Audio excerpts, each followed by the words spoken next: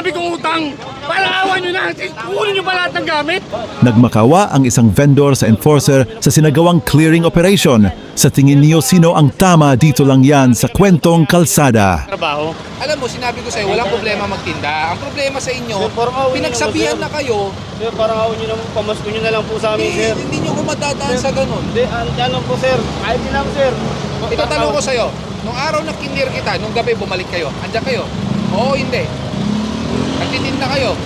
Pinaubos lang po yung paninda, sir. Ganun katagal maubos yung paninda nyo? 2 araw? 3 araw? Bigyan na lang namin itong mga kahoy, sir. Parang awin nyo na, sir.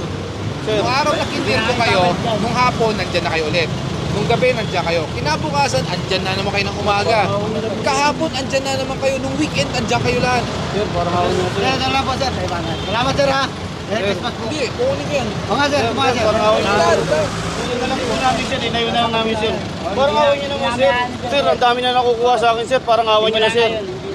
Sir, parang awin nyo naman, sir. Bitawan nyo naman. Sir, nilipat na nga namin, sir. Ano naman kayo, sir? Naubos na yung gamit Hindi ko. namin babalik, sir. Oh. Sir, Sir, huwag naman ganun. wala na, hindi naman Sir, lala. yung gamit ko, parang awan nyo naman. Sir, eh. Ano? Huwag naman kayo ganyan, sir. namin dyan, sir. Hindi kayo mga tao. Namin, eh. Sir, totoo lang, ang dami kong utang. Parang awan nyo na, kunin nyo pa lahat ng gamit. Naman, sir, huwag naman ganyan. Palibasa kayo mayaman, kami mahirap. Ano, sir, ipamukha ko pa ba sa inyo? Mahirap lang kami, sir. Oo, naghanap buhay. Kahit illegal, sir. Bawal Kami naman, diretso, sir. sir. Sa totoo lang ang laki ng utang ko, sir. Kung di ako matitinda, baka makulong ako. Parang awan nyo naman. Huwag naman ganyan. Hindi na mga tao yan, eh. Ilang beses nyo kinukuha. Harap-harapan nyo na kami ninanakawan. Sigawan ka lang? Sir, harap-harapan nyo na kami ninanakawan. Ano bang nanakaw dyan? Nakikiusap naman, sir. Makikiusap. Nakikiusap. Oh, nakikiusap. Ginagalang ka lang. Ilang araw ko kayo pinagbigyan? Pinaubos nga lang, sir. 3 araw ko bago naubos? 3 araw? Masisira yung karne. Ano yung may... Mahirap lang po kasi kami. Mayaman kayo. Hindi namin ano. Eh, parang awan nyo naman, yun na lang eh. Yung plastic iwan ko, yung kahoy kukunin ko. Ano? Salamat, sir. Salamat, salamat. Bukas, pag naabutan ko kayo, lahat yan wala tayong pag-uusapan ko. Kumpiskay ko lahat yan, ha? Apa, sir. Salamat po. Pinagsabihan na kita. Ikaw ang kausap ko. Para naman kayo walang respeto sa batas. Ano yan, nagkakalukuhan tayo? Ay, hindi naman po, Pag sir. alis, balik?